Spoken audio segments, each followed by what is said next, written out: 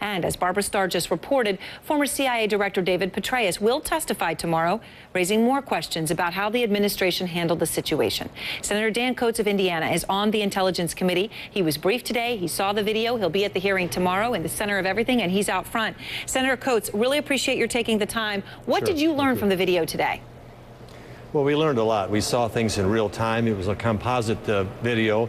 I did not see any evidence of a demonstration previous to the attack that took place.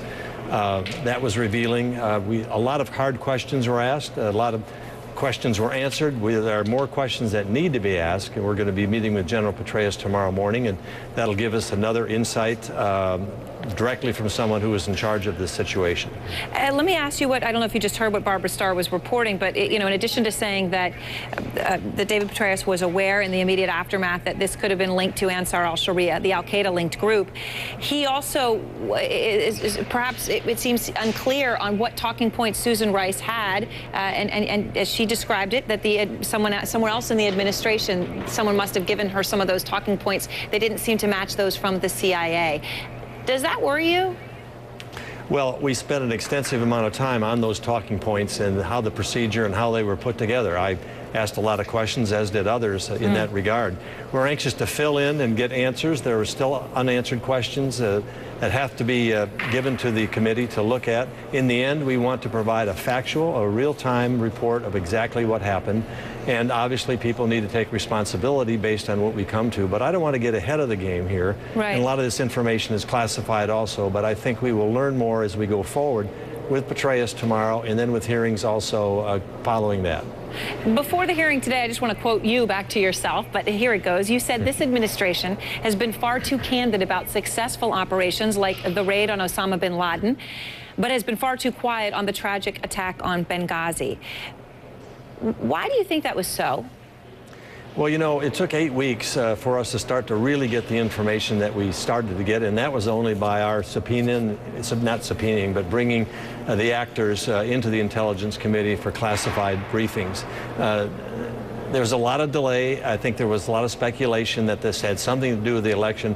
We really want to get to the truth of all this. I don't think it's good for the country or the intelligence community or anybody, other agency, to have this speculation running around. So let's get the real answers, get the truth. We're going to have a public hearing, and we're going to issue a report so that the American people get what they deserve to hear.